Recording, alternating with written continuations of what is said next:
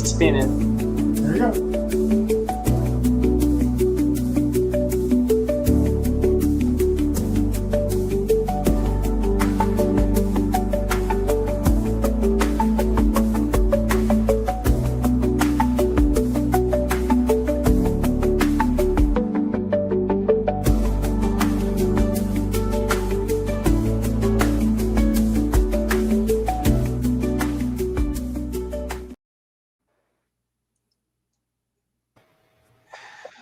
Good afternoon, good evening, or good morning, depending on where you are on the planet. And we do have some folks, I think, that might be joining us from Australia, so it is tomorrow morning for you.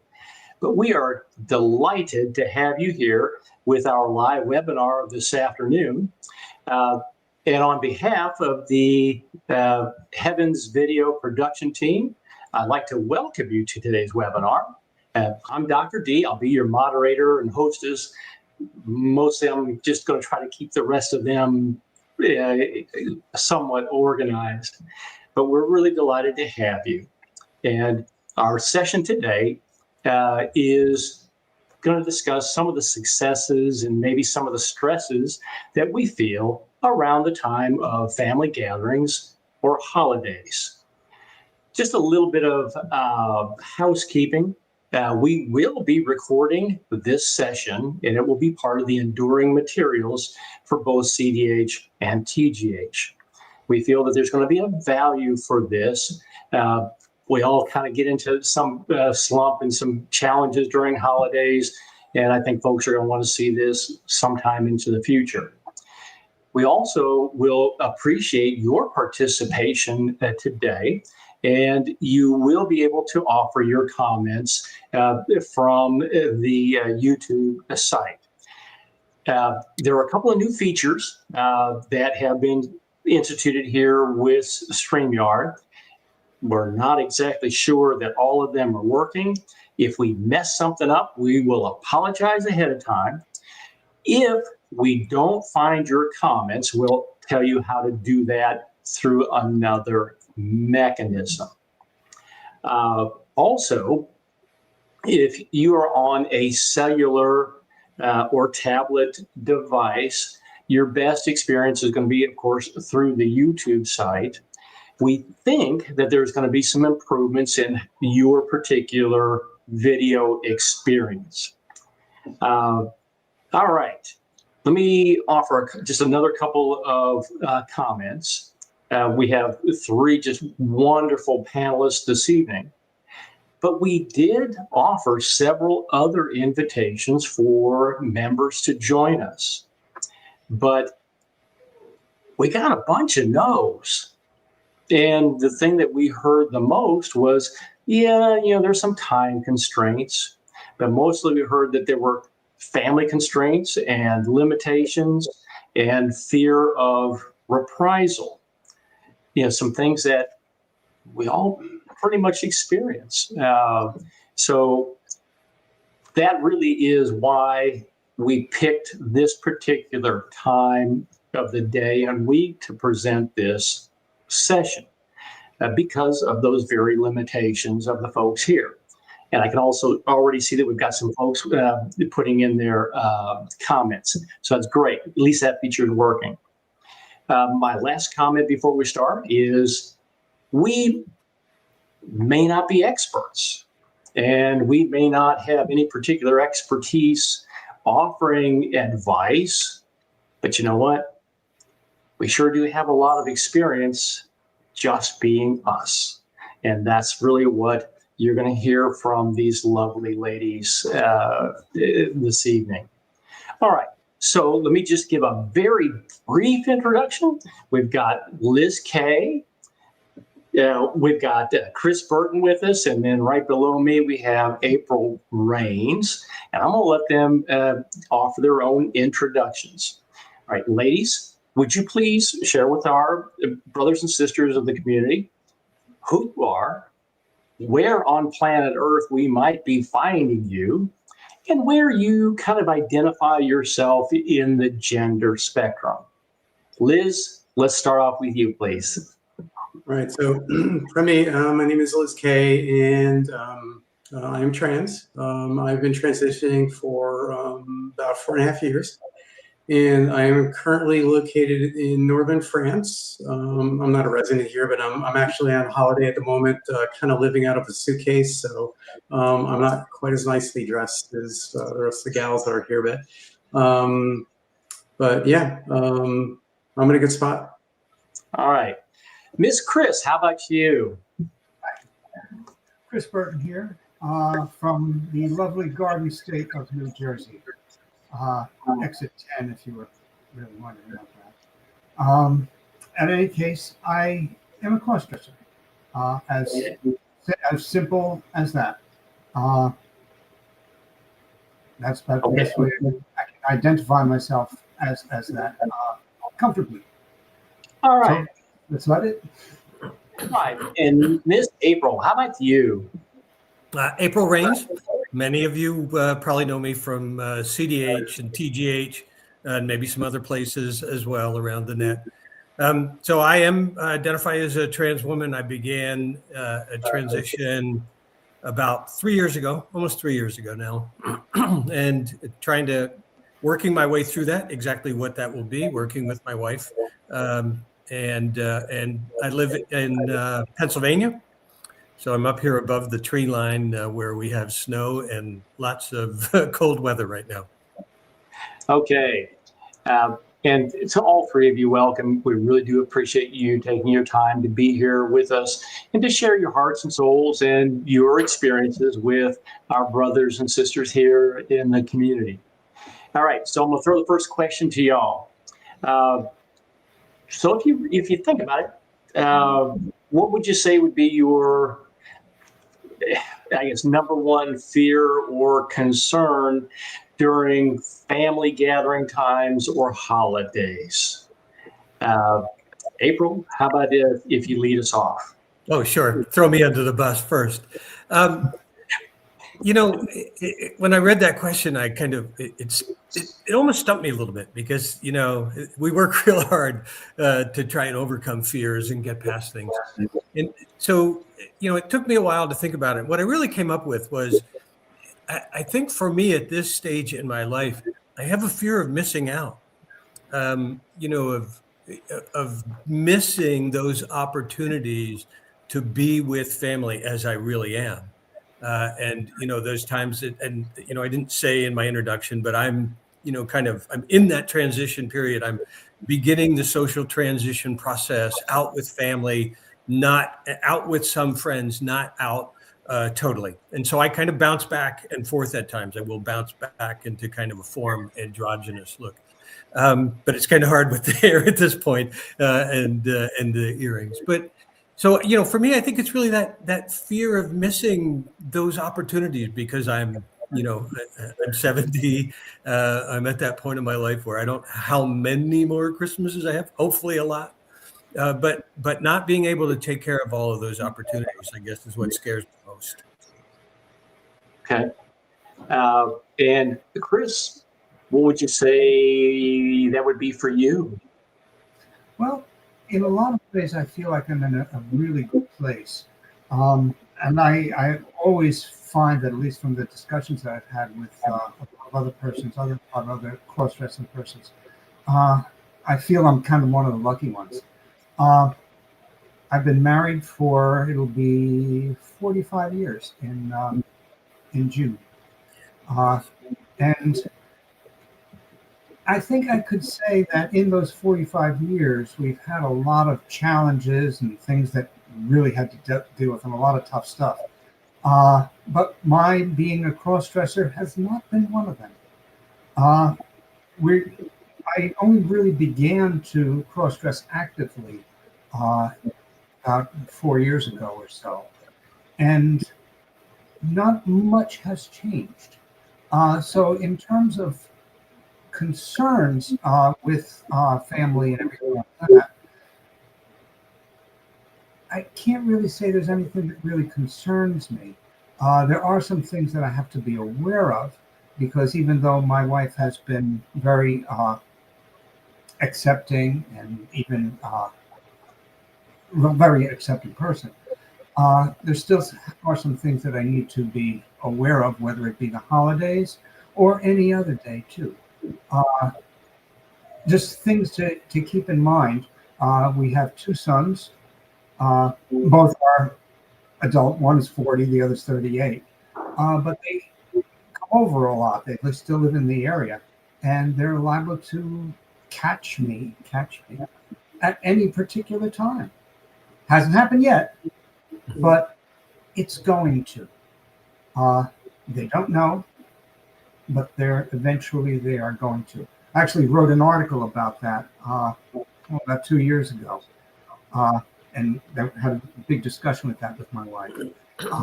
We'll probably get into that a little bit more as we go on. But in terms of concerns, like I said, it's not a fear, but it's something that I have to be aware of at all times. That's my limitation, and I'm very aware of it. Okay. Well, we definitely are going to come back and expand on some of those things that you need to be aware of. All right, Liz, how about you? Well, I'm trans, I'm single, and I'm out to everybody. So there's my concerns, I think, are going to be different than most members. But the one thing that I've really been experiencing, because I am traveling right now during the holidays, and I'm traveling alone, and so loneliness actually was something I didn't even really think of when I started doing this trip, and that's had more of an impact on me than I thought it would. Really, it's being alone. I mean, I've always liked the holidays a lot. I've been fortunate that some people struggle during the holidays. They become depressed. I was not that person, and I like being around people, and I don't really know anyone. I mean, I'm in northern France. The closest person that I know lives several hundred miles away in the UK, and so I'm thinking about that quite a bit on this trip. But I'm gonna do the trip. It is what it is. I paid the money, so here I am. But I also want to say that I can remember going back a number of years, well before I started transitioning, my biggest fear then was radically different than it is today, and that was being caught, because I was very much in the closet, and I used to underdress occasionally, and even when family was around or friends, and so I always was concerned that I was going to get caught, or even worse, that they would catch me when I was actually getting dressed, when I was putting something on. Somebody would just barge into the room, and fortunately, that never happened to me during the holidays, during any family gatherings or anything like that. But there were other occasions when I did get caught, and so generally speaking, it was a negative experience every time. So anyhow, I mean, I'm happy to be in the place that I'm in right now. Worrying about being lonely is, from my perspective, a pretty good place to be. Overall, I'm doing pretty well in my life at this point. Okay. So happy holidays. Okay. So, we've all been in different places at different times. We've all been somewhere along the spectrum of our dressing, our transition, etc. But when you think about who you are, what you are, and when you are, what are your general feelings around the times when you're going to have family gatherings or during the holidays? And, Liz, you just said, currently you're in a really good place, but maybe we always haven't been. No. So, do you all have some thoughts about your history of your feelings during family time and holidays? Who wants to try? All right, go ahead, Ms. April. I'll go first. I'm at that point now where the vast majority of my family knows. Not all have seen me necessarily this way, but they all know that I am transitional.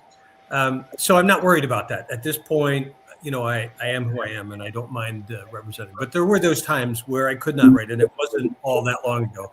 I really didn't start coming out to family until this past summer, when I began hormone therapy, because I know there were things that were going to come along that I couldn't hide so easily, right? At least I assumed that was going to happen.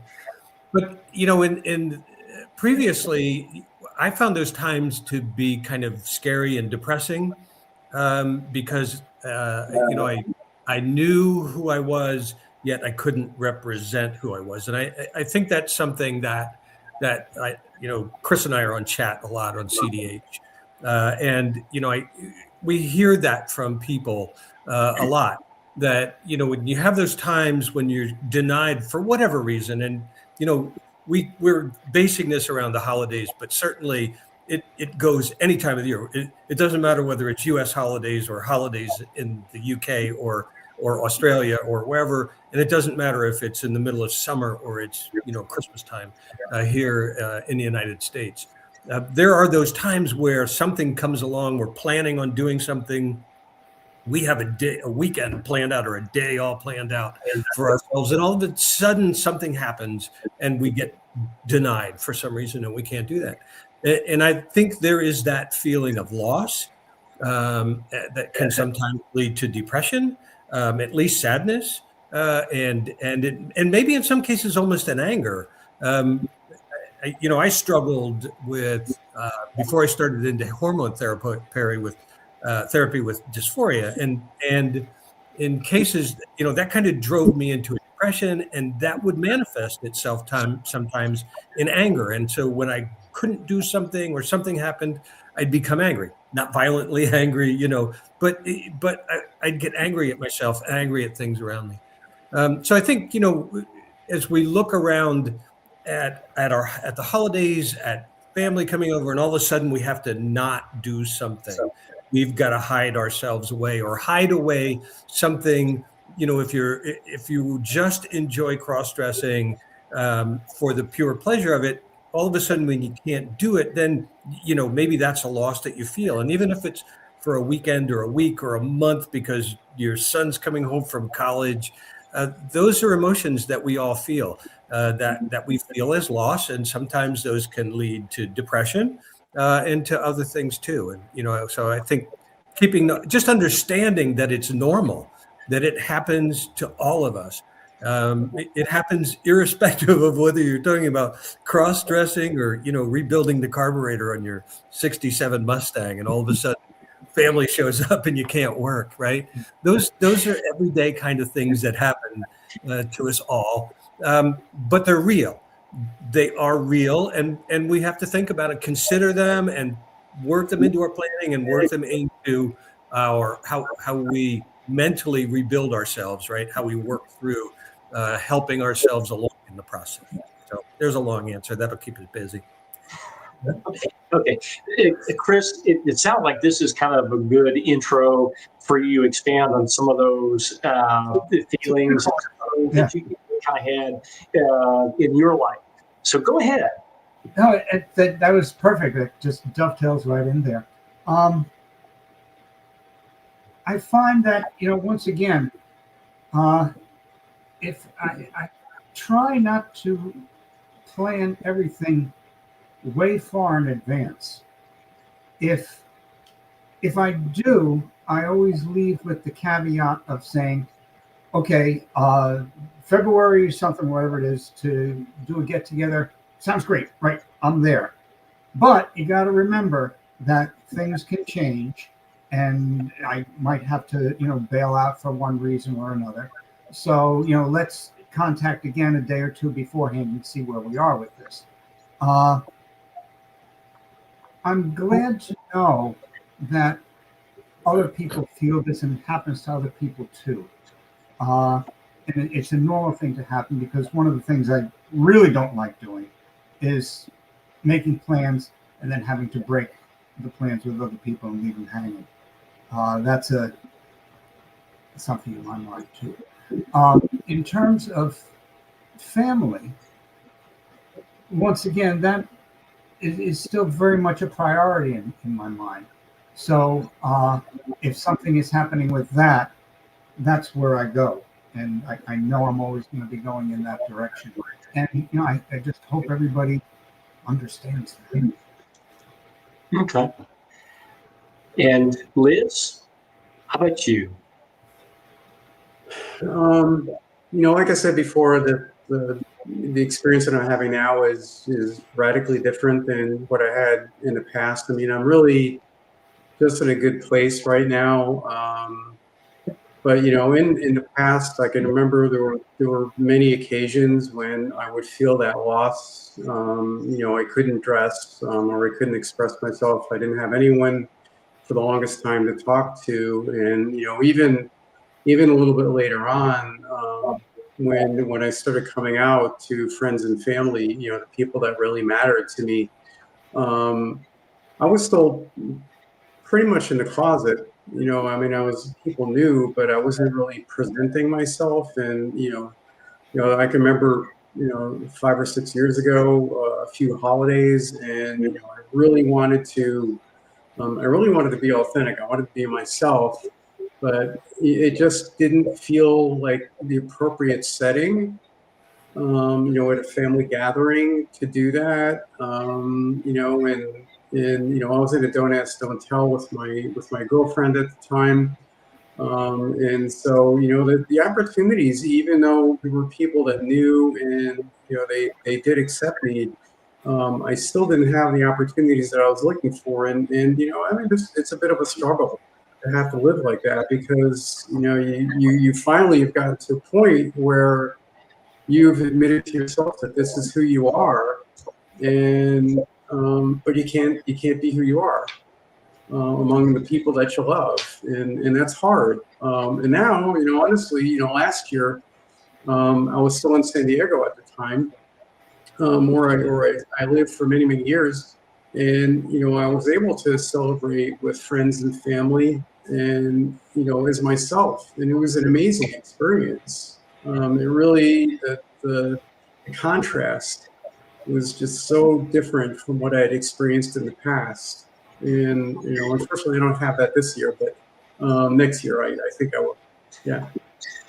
Okay. And I've heard mention words like loneliness, scary, depression, loss, anger. These last minute changes.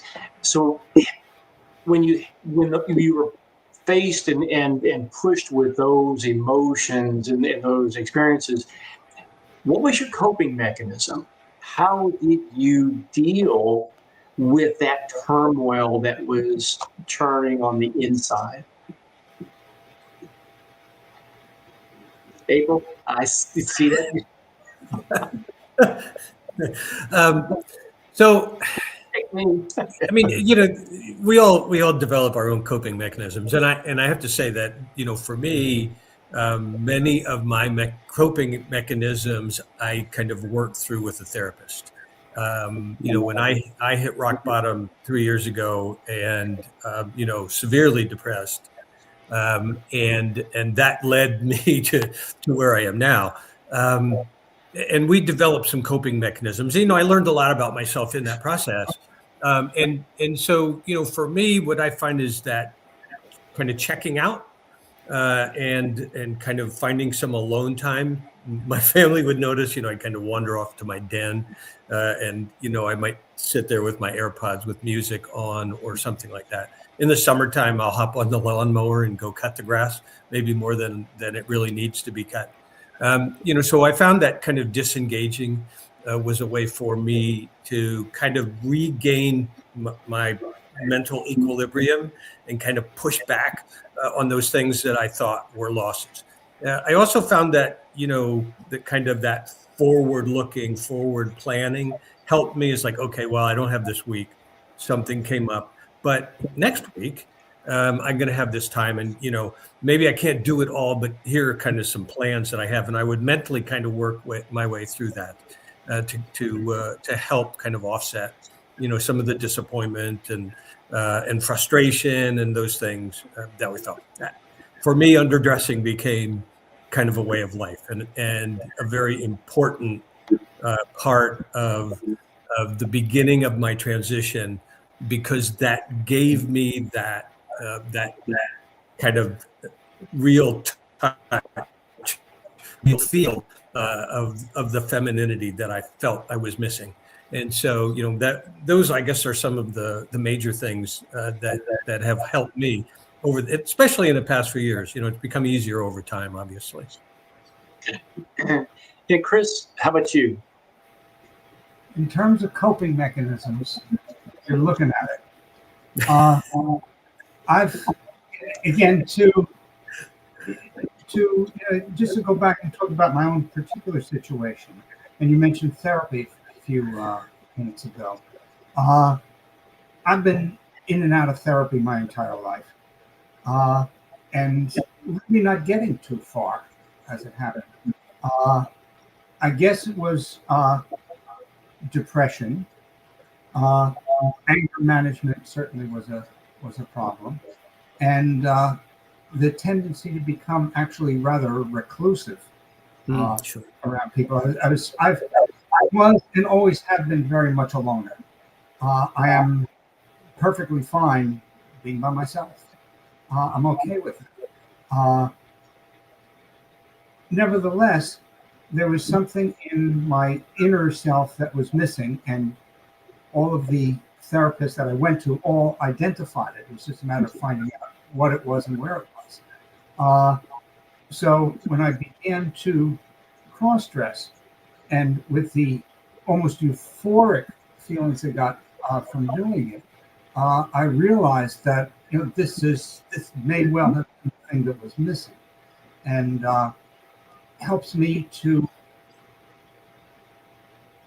I'm going to say it helps me to make up for so many of the things that I've missed out through my life because of that reclusive nature. I now am much more friendly with others within our group than I have been with anyone before. And just the very fact that I'm here doing this today is something that a couple of years ago I never would even fine, I'm not going to do that. But here, I was looking forward to doing this. So again, my coping mechanism, this is it.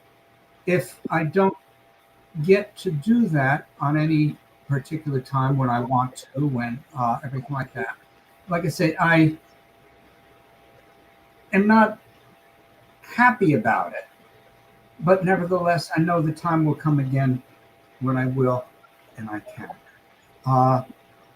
And in that way, I'm very happy to be here. Mentally speaking, it's probably the best I have felt ever. All right. So you've had a transition. Things were darker, and things are better. Okay. Liz, you've had some dark times.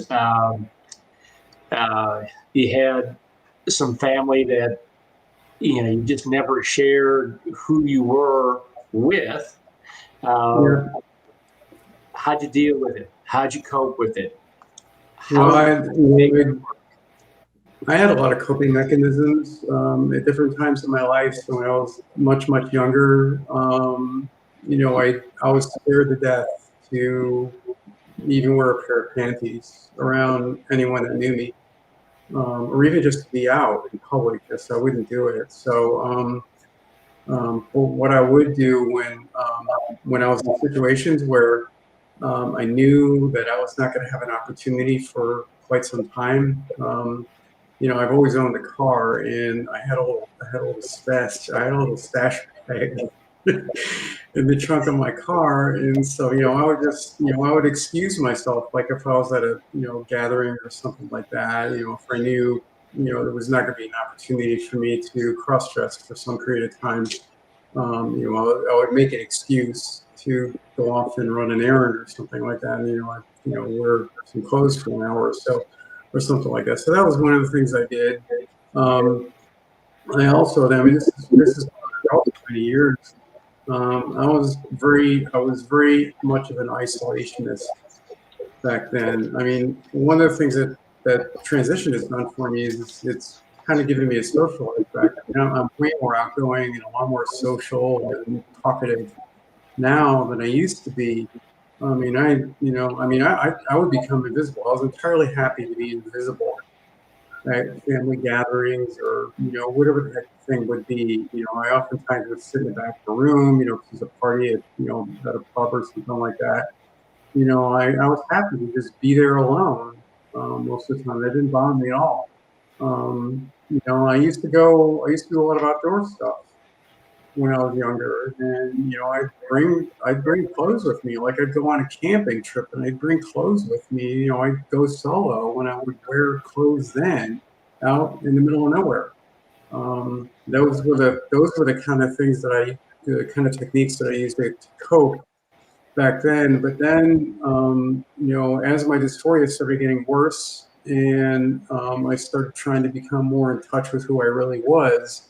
And the needs became greater, but the opportunities were still fleeting, or in some situations, especially several years when I was married, my wife was at the time was extremely unaccepting. Um, I turned to a bottle. I hate to admit it, but I did develop a bit of a drinking problem for a few years, and I got that all sorted out in therapy, fortunately. But that was a pretty dark time. And you did mention something about family. Every single person that is important to me in my life, and even pretty much all the ones that aren't, really just like acquaintances. Everybody knows at this point. I'm fully out to everybody, but there's one person that I never did come out to, and that was my father. Because he was old, he's in his 90s and very set in his ways and in failing health. And I knew he didn't have a lot of time left on planet Earth. And, I knew he would never be able to accept a daughter. And so I never told him. And he passed away quite a few months ago, but it wasn't a big surprise or anything. Me and my sister, fully expected this was going to happen. And it was a relief for all of us when he did pass. But I never came out to him, and it amazes me that he never connected the dots. Or maybe he did connect the dots, and I just he never said anything to me about it. But I was almost 4 years in the transition when he passed, and how he wouldn't have noticed. Because, it was like I got pierced ears, I paint my nails, I got really long hair, I have a chest, and all sorts of other curves and everything. And You're the son from California, okay. yeah, but I never came out to him, and he never said anything to me about it. And in some ways, that kind of was. That's something I'm going to have to carry with me for the rest of my life. I wanted to come out to him, but I knew that I couldn't do it because it would break him, and it was hard for me to come to terms with that. And I still think about it a lot. And what's done is done. So Okay. That's how I dealt with it. Okay. Universally, you all brought up, those same kinds of words about isolation, the loneliness, the invisibility. If you take yourself back to that time and those feelings, could you have ever thought that you'd be where you are today? Okay, I'm gonna jump. I'm gonna jump on that one. Right. Oh no. Absolutely not. If you had said to me, if somebody with a crystal ball had said to me 10 years ago, this is where you're going to be in 2025, you're going to be living as a female full time, and you're going to be transitioning and looking at scheduling surgeries and things like that, I would have said you are absolutely crazy. There's no way that's going to happen. It seemed inconceivable to me that I would have the life that I have today, honestly. But when you hit bottom and you're going to do two things, okay? You're going to live miserably for the rest of your life, or worse. We're going to do something about it. And I decided to do something about it. Fortunately, it's worked out really, really well for me. So there. Okay. Chris, I can see some, those wheels turning in your mind. But you? I don't think that I would have suspected that I would be here many years ago. I know that unlike a lot of people with cross, I did not have any cross-dressing experiences either as a teenager or as a child or anything at all. The notion I didn't even think of it. It didn't come up. In fact, it wasn't until I was 69 and my wife had to leave town for a couple of days that I even gave it a decent try. If you had asked me then, 5 years ago, if I thought I would be here at that point, I would have said, "Yeah, I hope so." But back when I was younger, like I said, the thought didn't even cross my mind. So I couldn't have conceived it because I didn't even consider it. Thought wasn't even there. It's just not in your realm of possibilities. It wasn't in my realm of anything, experience or anything at all. If someone had mentioned it to me, I might have gotten interested, but no one ever did. Okay. April, dear, how about you? I'm in the hell no category here as well. And, I mean, you hear the ladies on the panel know my background. I'm a retired Army officer. This was not anything that I could have ever considered. In fact, it was the opposite.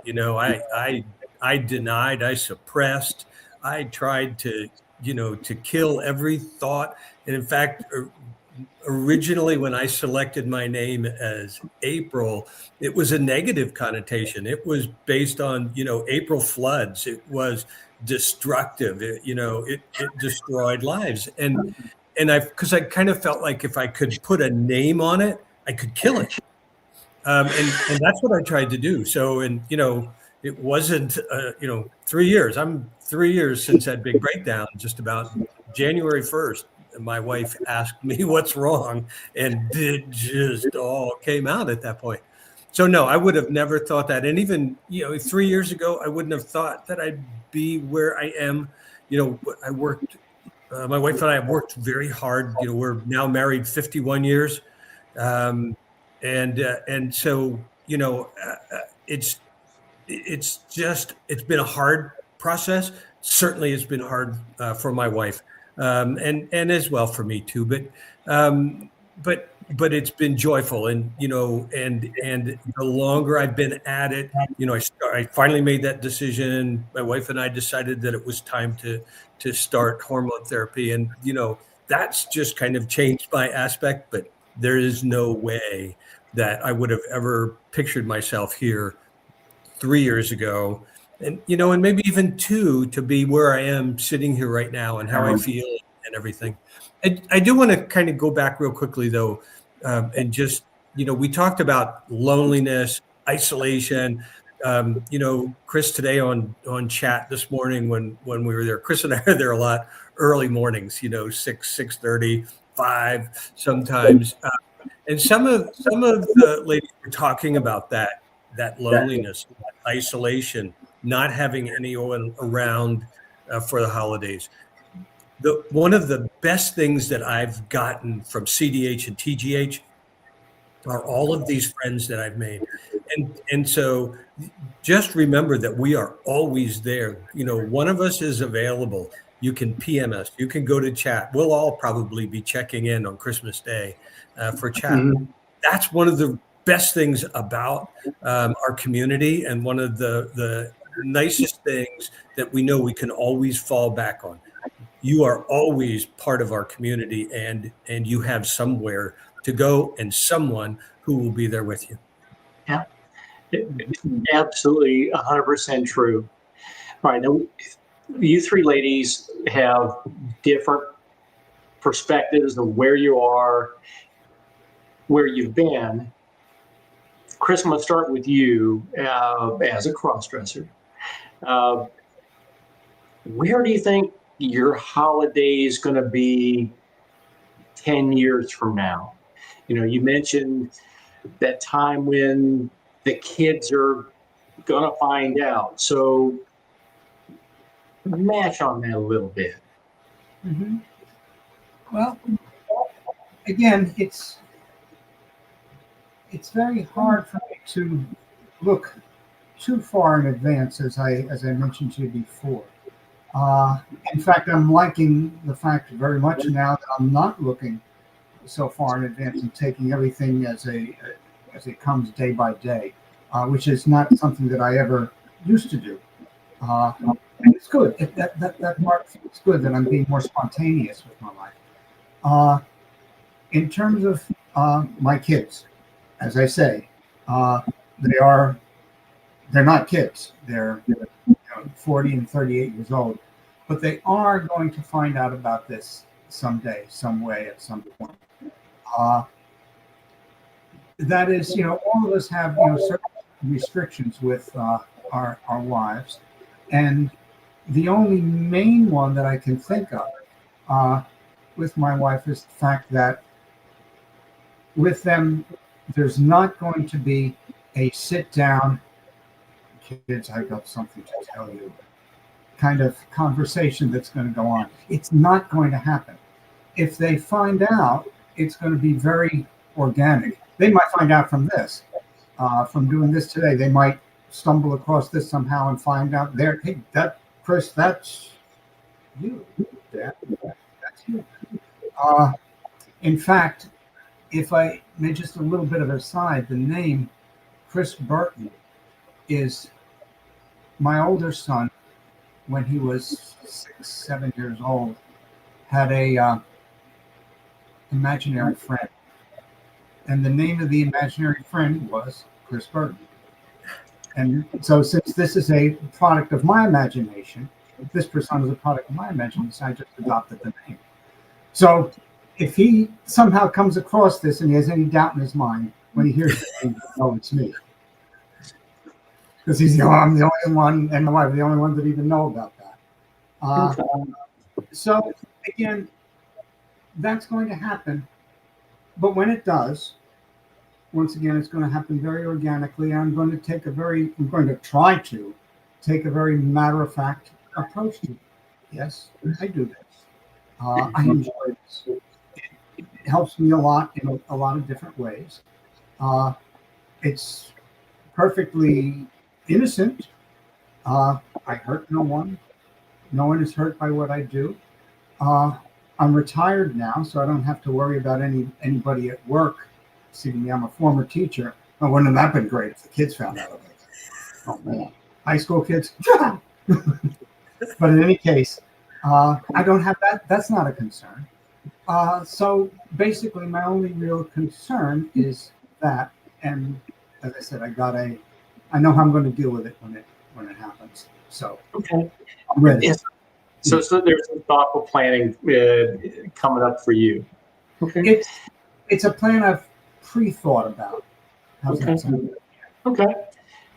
April, one of your favorite terms is slow rolling. So where do you see your family and holidays and things 5 or 10 years from now? Right. I think I'll probably be rolling a little faster at this point because I'm pretty much out to the entire family now, one way or another. We all know when you start passing that word out, you think you can control it, and then all of a sudden someone does something, like posts a comment in a group family chat that was meant to be in an individual piece, as just happened with me. So, so we're going to start rolling a little bit faster. We're at the age where, our son is 50, our grandkids, one is in his 20s, granddaughters are 17, about ready to graduate from high school. So those kind of family get-togethers are fewer. But at the same time, when we do get together, I think this will be the person that they'll interact with because they now know, and there's no reason for me to box myself up as I used to do, put myself in the box. And so I think it's going to be more and more genuine. So I look forward to that, and I look forward to the time when it's not a point of discussion, right? When it's just normal. This is who I am. Okay, so let's enjoy our time together. And so hopefully those are the times that we'll have in the future. Okay. Liz, you're on a different end of the spectrum. What do you see in your crystal ball 5 or 10 years from now? Well, I think it's going to be, just kind of a continuation of where I am right now. I'm 4+ years in the transition. I've been doing HRT that entire time. I've done some electrolysis, but that's really all I've done. And, the hormones have made, some really profound changes in my life, not only mentally, but physically too. But I want to continue with the electrolysis. I need to get going on that again. I hit the pause button on that. And I am as certain as I can be that I'm going to do some surgeries. As a matter of fact, I just earlier this week I did some consultations with some mental health professionals in preparation for a surgical consultation. With one of the docs in Europe. So, I'm expecting to be doing that in June, and then probably sometime roughly a year from now, doing gender confirmation surgery. That feels like the next step to me. I probably will also get some facial surgery done. Whether or not I'll do anything else beyond that, I'm not sure yet. But those are kind of the two big things, but I expect to have both of those things, wrapped up and out of the way, sometime in the next 2 or so years, 2 to 3 years. So, I mean, really, 5 years from now, assuming nothing bad happens, I'm still on the planet, I'll just be, living my life as Liz, like I have been, for the last few years. And, I'm hoping I'm still traveling all over the planet. And visiting with friends that I have scattered all over the place, and just kind of enjoying the life that I have. I mean, I'm retired now, so I can kind of do what I want. So it's really, I'm really in a pretty good spot right now. So, but nobody's got a crystal ball, so you never know what's going to happen. When you get back to the UK, you need to make sure that you have a comfortable mattress. So when I come to visit, you're not going to try to get me out in a day. Yeah. All right. Yeah. Chris. I can agree with that. Yes, we will make sure that your accommodations are quite adequate. Okay. Chris, you had some comments yesterday when we had a chance to chat. If I could ask you, just for your advice to our community, what would you say would be the secret sauce of how to live with yourself, cope with the world, and just deal with the things that are out there?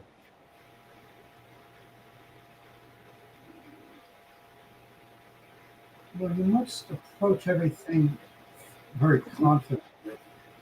I know personally, one of the things that helped me out when I got started with this was just being totally honest about it. Since I never really hid before, never really hid any of it, I found that when I first began and this first started to happen, and I hid it away from my wife in particular, that lasted about 2 weeks. The stress of doing that in that way was just too much. So I would say, as much as one can, try to be honest with yourself and honest with those around you. Because if you're not, and you're hiding and trying to live in a way that you're hiding everything away, it's not fair to anyone else. It's not fair to your wife, your family, if indeed they're in a position where they do need to know. And you yourself are in a prison too, a prison that you have made by hiding everything away, hiding away a portion of yourself, or in some cases, your actual self. Like I said, I found it terribly stressful to hide, even just for a short period of time, this portion of myself. Mm-hmm. I can imagine how incredibly stressful it is for someone else that must hide their true and complete self. So I would say just be as honest with yourself as you can, honest with the others around you as you can, and proceed confidently, because you're not doing anything wrong. Yeah. Nothing All to be right. ashamed of. So really, the big word we heard from you was honesty. All right, April, what's your secret sauce? All right. So just real quickly on Chris's comment, about a prison, my therapist, when, I would talk to her sometimes about that feeling, but it was really nice. And, I live in a beautiful place. And she looked at me one time and she said, April, you can live in the most beautiful prison in the world, but it's still a prison. So, you've got to find your way out of that. So I think, the big changer for me, and the thing that I think I hear from a lot of people that is very difficult, and that is to begin to love yourself, to accept yourself for who you are, that you're not crazy, you're not, you're not blaspheming against God, you are who you are, and you are beautiful. It doesn't matter, whether you have a beard or you have no hair. It doesn't matter. What really matters is when you look in that mirror, can you see that person who's inside of you looking out? Not the one that's necessarily outside. We can all do stuff with that. We can figure out, ultimately how to put on makeup. Some of us may be better than others, but we can all do that. But what we have to do is get past what's out front and get to what's inside, and understand that we are all each unique, beautiful people. And when you can look in that mirror and say, yep, I'm okay. I'm not perfect. I never will be. But this person that I'm looking at and who is looking back at me is okay, is a good person, and I can love that person. And I think, that was kind of an epiphany for me when I got past the point. My wife used to say a lot to me that, in order for me to feel like myself, I used to have to get fully dressed, and I needed makeup. And before I grew my hair out, I needed a wig. And my wife would look at me and say, why can't you just throw on jeans and a t-shirt and be okay? And, at that point, I needed that backdrop. I needed all of those things because in my mind, that's what represented who I was. The epiphany was when I realized that wasn't it. What is me is what's inside. And it's that person who I am becoming, every day changing, becoming a little bit different, like we all do, and liking those changes and liking that person that I am inside. So I guess that's probably the big thing. Find a way to love yourself, to put all of those other things aside, all of the comments that people might make, any of that stuff. It's not important. What really is important is what is in your mind and that you love yourself. Okay, so we've heard honesty, we've heard acceptance and loving yourself. All right, Liz, I'm putting you on the spot, baby. Well, this is all, what everyone is saying is kind of revolves around the same thing, the way I'm understanding it, the way I interpret this. To me, it's like coming out. But I mean, the first step to coming out is you have to come out to yourself. Before you can come out to anybody else, you have to come out to yourself. You have to admit who you are. You have to accept who you are. And you have to learn to love yourself. I mean, really, you have to give yourself that grace. Um, that that really was a key step for me. When my egg cracked 10 years ago, and I realized, at the time, I just considered myself a garden variety crossdresser, but still, it was a big thing for me to say to myself, "This is who I am," because I had been in denial for so many years. I mean, for decades, I've been in denial for decades, and I tried to not be who I was. Ultimately, I realized that I just wasn't cutting it as a guy.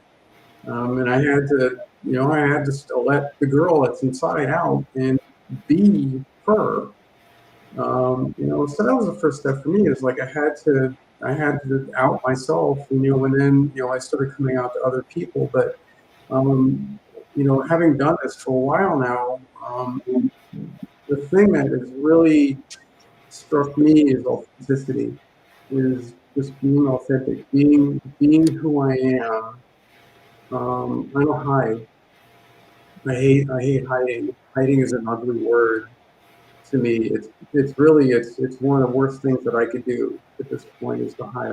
I could never imagine going back into the closet. It would just be I couldn't do it. It would kill me. I mean, it wouldn't literally kill me physically, but I mean, it would the person I am. I just couldn't imagine denying who I am at this point. Um, so I think that authenticity is really making a big difference for me. So I'm not really sure that I've answered your question. I think maybe I've expanded upon what everyone else has said. But I mean, we're all talking about mental health here, and doing whatever you can to improve your mental health. And you may be in a situation where you can't come out to your family or friends or whatever, but you can still come out to yourself. We'll do that. Allow yourself to be who you are. And if you're on this website, if you're watching this video, most likely you remember CDH or TGH, and hit up the other members. Because even though you may not be able to come out to your friends and family or anyone else, people at your work or your doctors or whoever, maybe you're that deeply into the closet, but you don't have to be in the closet on these two sites. You can still reach out to the other members, and you can out yourself to them, and they're gonna love you for it. And don't ever forget that. And maybe that's the situation that you're in, and maybe that's as good as it's going to get for some people. I don't know. I mean, I'm fortunate, really. I mean, I made things happen, but not everyone has the same set of cards, was dealt the same set of cards that I was. So, but bottling this up inside is not going to do anyone any good. Denial is one of the worst things you can do to yourself. It really is, because we're real and we're valid, and we deserve to live our lives the best that we can. Yeah. And, waving the banner that everybody on CDH and TGH should know by heart. We are a safe, accepting, and supportive community. And we are here for you because you are our brothers and sisters. And also expanding on something else that April said, we're here. We came on to do this presentation because we are a part of a family and a part of a community.